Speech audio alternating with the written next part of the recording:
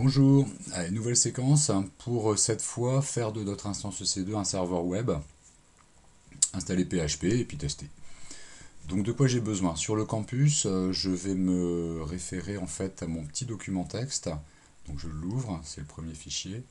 Et comme ça, je pourrais utiliser les commandes Linux qui sont ici. Je vais m'inspirer essentiellement des commandes du TP2. En fait, c'est des variantes. Et donc, j'aurai besoin de faire des copier-coller des commandes qui sont ici, de là jusque là. Mais ça va vite. Je retourne dans mes instances. Donc, je vois ici que j'ai l'instance du premier TP en fait qui est en mode running.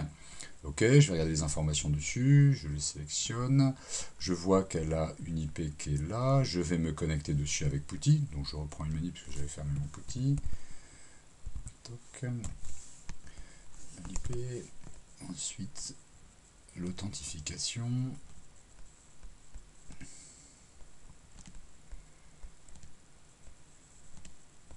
Je me connecte en EC2 user.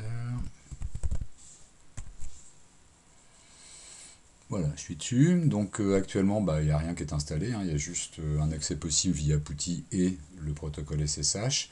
Donc c'est parti pour mes installations. On fera des tests au fur et à mesure avec notre navigateur. On va fermer les tarifications, ça c'est bon.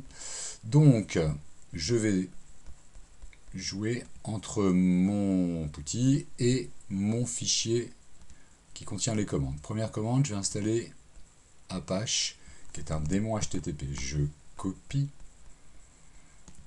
et je colle. Pour coller sur PuTTY, c'est le bouton droit de la souris. Je valide l'installation du paquet. Alors installer le paquet ne veut pas dire qu'il est démarré, donc deuxième commande, je vais démarrer le service Apache. CTRL-C. CTRL et je colle, bouton droit, il est démarré. Je peux le tester comment? Et bien simplement en récupérant mon adresse IP publique, elle est là, je vais la reprendre, bon, elle était peut-être déjà, et je la rends dans mon navigateur. Et là, surprise, ça marche pas bien. Pourquoi ça marche pas bien? Tout simplement parce que je n'ai pas encore autorisé le trafic HTTP sur mon instance.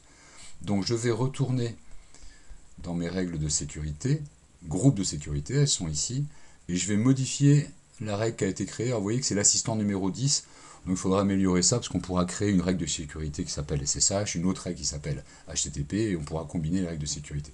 Donc pour l'instant je vais ici modifier mon groupe de sécurité. Le voilà, je trouve le détail en dessous, un petit peu en dessous là, voilà. Et donc dans le détail, ce qui va m'intéresser, ça va être les règles entrantes, inbound. Dans les règles entrantes, effectivement, je constate que je ne vois pas HTTP, je n'ai que SSH, donc j'édite. Et lorsque j'édite, je vais pouvoir rajouter une règle qui va être préconfigurée, à vrai dire, qui est une règle sur HTTP, la voilà, et je vais lui dire que j'autorise l'accès de n'importe où, anywhere, qui est configuré par l'adresse 0000/0, ça veut dire de n'importe où. Ok, je descends, je sauvegarde ma règle, ça suffit, hein. Je reviens sur mon navigateur web avec l'IP public et je fais simplement un actualiser. Ok, Apache est bien installé sur mon serveur web et je vois ici la page de test d'Apache. Je n'ai pas fini parce que maintenant je voudrais faire un petit peu de PHP. Donc je retourne sur mon PuTTY, je reprends mes commandes qui sont sur le campus et là je vais faire l'installation de PHP. Donc CTRL-C, je reviens dans PuTTY, je colle, installer le paquet, oui. Je teste l'installation de PHP, php-v. Ok, il me dit qu'il est bien installé. Et sa version, c'est la 5.4.16. Pour ce que je veux faire, ça suffit largement. Maintenant, ce qu'il me faut, c'est un petit script. Donc, un petit script, je vais l'éditer dans ce fichier-là, qui est le fichier index.php à la racine du dossier de publication d'Apache. Donc, je me remets sur PuTTY, je colle cette commande. Je me retrouve sur une page vide, tout simplement, parce que le fichier index.php n'existe pas encore. Et là, je vais coller un tout petit script ici. Le voilà. Dans Nano. Donc je colle, bouton droit. Alors, ce script, en fait, il va afficher en titre serveur web de nom prénom. Je vais le modifier ici par nom prénom du prof. Et puis, il va afficher avec cette commande barbare l'IP public du serveur. Et avec cette autre commande barbare, il va afficher l'adresse privée du serveur. Donc, $serveur sont des variables qui sont gérées par PHP. Ok, ça me suffit. Je CTRL O pour enregistrer. On le voit ici, hein, write out. Je valide. Et CTRL X pour quitter. Je me mets sur la page de test. J'actualise.